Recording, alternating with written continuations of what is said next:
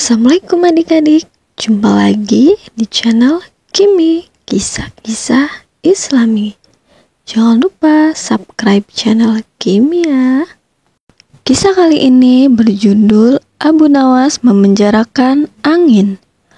Pada suatu hari, Abu Nawas dibuat kaget bukan main ketika seorang utusan Baginda Raja datang ke rumahnya.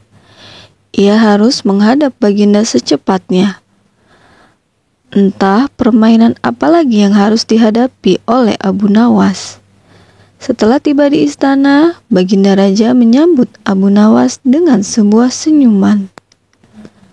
"Ampun tuanku, apa yang bisa hamba lakukan hingga hamba dipanggil?"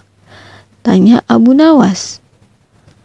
"Aku hanya menginginkan engkau menangkap angin dan memenjarakannya," jawab Baginda Raja.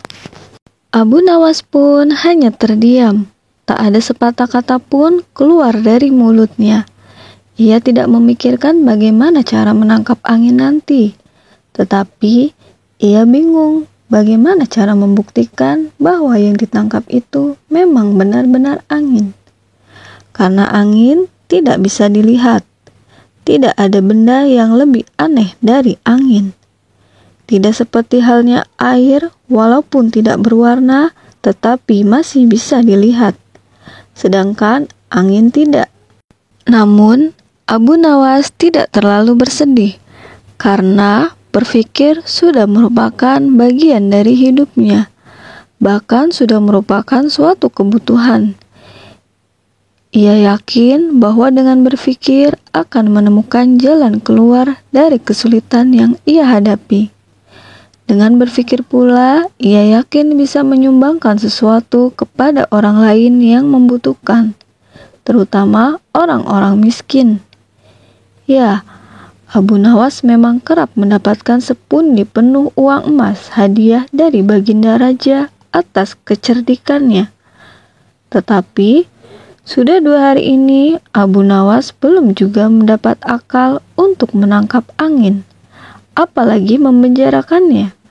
Sedangkan esok adalah hari terakhir yang telah ditetapkan Baginda Raja. Abu Nawas pun hampir putus asa. Abu Nawas benar-benar tidak bisa tidur walau hanya sekejap. Mungkin sudah takdir. Kali ini Abu Nawas harus menjalani hukuman karena gagal melaksanakan perintah Baginda. Ia pun berjalan gontai menuju istana. Di tengah-tengah kepasrahannya kepada takdir, ia teringat sesuatu, yaitu Aladin dan lampu wasiatnya. Bukankah jin itu tidak terlihat? Abu Nawas bertanya pada diri sendiri. Ia berjingkrak girang dan segera berlari pulang. Sampainya di rumah, ia secepat mungkin menyiapkan segala sesuatunya untuk menuju ke istana. Di pintu gerbang istana, Abu Nawas langsung dipersilahkan masuk oleh para pengawal karena Baginda sedang menunggu kehadirannya. Dengan tidak sabar, Baginda langsung bertanya kepada Abu Nawas, "Sudahkah engkau berhasil memenjarakan angin, wahai Abu Nawas?" tanya Baginda Raja. "Sudah, Paduka yang mulia," jawab Abu Nawas dengan muka berseri-seri dan sambil mengeluarkan botol yang sudah disumbat. Kemudian Abu Nawas menyerahkan botol itu dan Baginda pun menimbang-nimbang botol tersebut. "Mana angin itu, wahai Abu Nawas?" tanya Baginda. "Di dalam, tuanku yang mulia," jawab Abu Nawas penuh rasa hormat. "Aku tak melihat apa-apa," kata Baginda Raja lagi. "Ampun tuanku, memang angin tidak bisa dilihat. Tetapi bila Paduka ingin tahu angin, tutup botol itu harus dibuka terlebih dahulu," kata Abu Nawas menjelaskan. Setelah tutup botol dibuka, Baginda mencium bau busuk, bau kentut yang begitu menyengat hidung. "Bau apa ini, hai Abu Nawas?" tanya Baginda marah. "Ampun tuanku yang mulia, tadi hamba buang angin dan hamba masukkan ke dalam botol. Hamba takut angin yang hamba buang itu keluar. Maka hamba memenjarakannya dengan cara menyumbat mulut botol," kata Abu Nawas ketakutan. Mendengar penjelasan Abu Nawas, Baginda Raja pun tidak jadi marah karena penjelasannya memang masuk akal. "Hahaha, kau memang pintar, Abu Nawas," puji Baginda Raja. Tapi jangan keburu tertawa dulu. Abu Nawas masih memiliki kata-kata yang ingin ia sampaikan kepada Baginda Raja. "Wahai Baginda," panggil Abu Nawas. "Ya Abu Nawas," sahut Baginda Raja.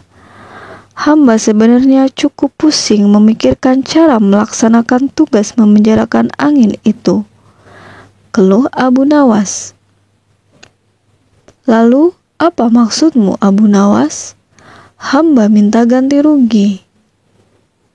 "Kau hendak memeras seorang raja?" "Oh, bukan begitu Baginda," jawab Abu Nawas. "Lalu apa maumu?" tanya Baginda Raja. "Baginda harus memberi saya hadiah berupa uang, sekedar untuk bisa belanja dalam 1 bulan," kata Abu Nawas. "Kalau tidak, tantang Baginda." "Kalau tidak, hamba akan menceritakan kepada khalayak ramai bahwa Baginda telah dengan sengaja mencium kentut hamba," tantang Abu Nawas. Mendengar jawaban Abu Nawas, Baginda kaget dan merasa jengkel. Tapi kemudian beliau tertawa terbahak-bahak. "Baik, permintaanmu akan kukabulkan," ujar Baginda Raja mengakhiri percakapan. Terima kasih sudah menonton. Sampai jumpa di Kimi, kisah-kisah Islami selanjutnya.